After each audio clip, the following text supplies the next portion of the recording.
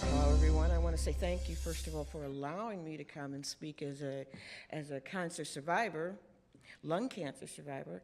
First of all, I'm going to speak to you as a lung cancer survivor who had no chemo, no radiation, no medication. I was in the hospital for 3 days, lobectomy, low upper left lobe, lost 1/5 of my lung capacity, and shoved out of the hospital in 3 days. And I was after that, and walk, walk, walk. That's all he told me to do. And of course, eat right. I'm not supposed to have the desserts or anything. But I am one of those that, bottom line, you can say survived. I will survive until I'm 150, or until my kids put a pillow over my face, all right? You don't know what happens in the future. But bottom line, when I had this, I had all the questions that everyone else had. I really did. I was angry, like everybody else was. And I went through everything that everybody else did. What was different for me is that I found out about this thing called radon. Now, I am the advocate for Pennsylvania, and I did that by accident. I ended up going back to a board meeting, and the doctor told me, he says, so how do you think you got this? And I was like, I don't know. You're the doctor. You tell me, right? You're the expert. And that stuck with me forever and ever. And so when I got out of the hospital, came back, I was at this board meeting, and I was talking to somebody, and they said, did you ever hear of radon? I went, no, I don't know anything about radon, So they explained it to me, and he said it comes out of the ground, of course, and it's a naturally occurring gas, da-da-da. And I said, well, where is it? How do you find it? Well, you got to test your home. Immediately, I got angry because I knew I live in a condo association, homeowners. Anything done to our building, we have to get a letter that says we're going to paint, we're going to fix the balcony, we're going to do anything.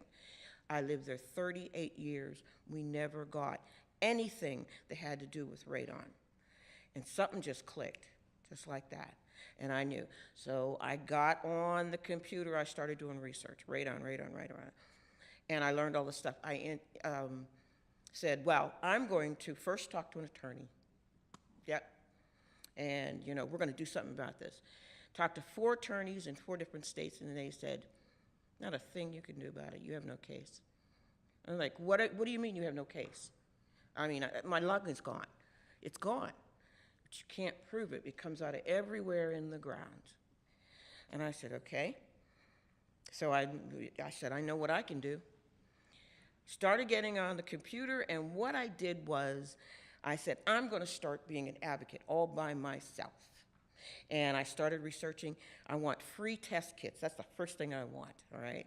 Oh, excuse me. First thing I did is I tested the building out of my, quote, I call it cancer money. It's my insurance money that you get for lack of, or losing income while you're not working. And I used some of that money, and I tested the building on both sides. One side came out to 18, picocuries, and the other side came out to, it was 9. Turned it over.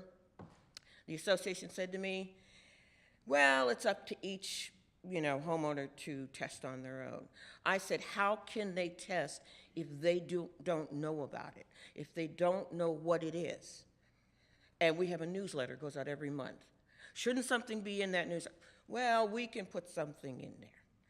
To this day, this was 2 years ago, nothing has been put in that newsletter. Nothing.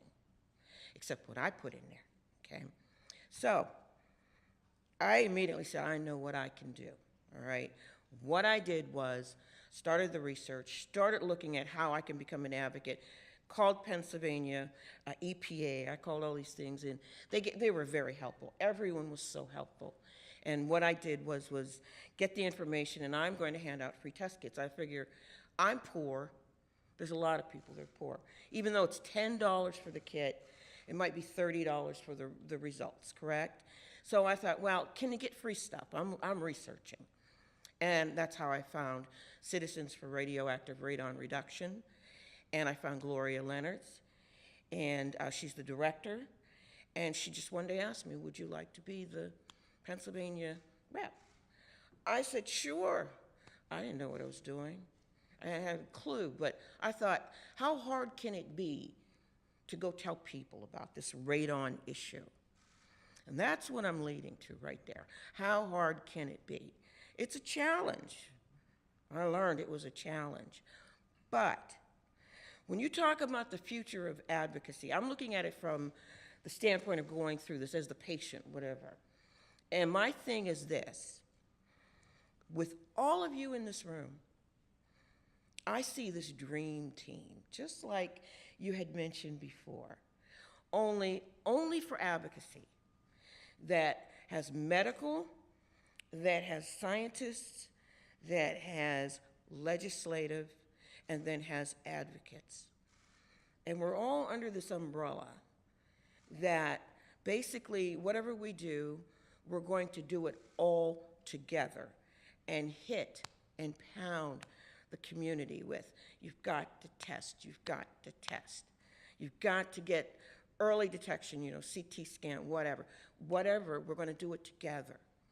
So that when someone like me gets lung cancer, and I go to my physician, he doesn't ask me anymore, so how do you think you got this?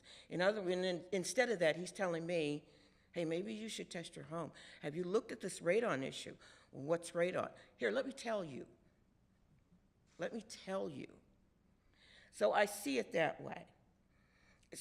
Citizens, to combat that right now, I started an online magazine. The goal of the magazine is to highlight all of you and what you're doing to get it back to the patient, get back to the person that doesn't know about the radon. It's about radon, but it's to say, test. Oh, did you know that this organization has this going on with them? Or you can get free rides. Nobody told me there were free rides to get to the hospital.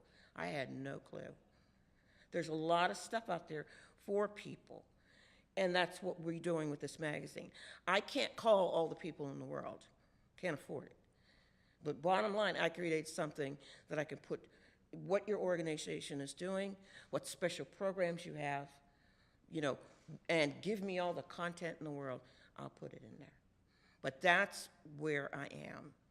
And I want to say thank you again, as I did last year, for all of you who worked so hard and so diligently to make sure somebody back there in Pittsburgh, when I went to that board meeting, said, did you ever hear about radon?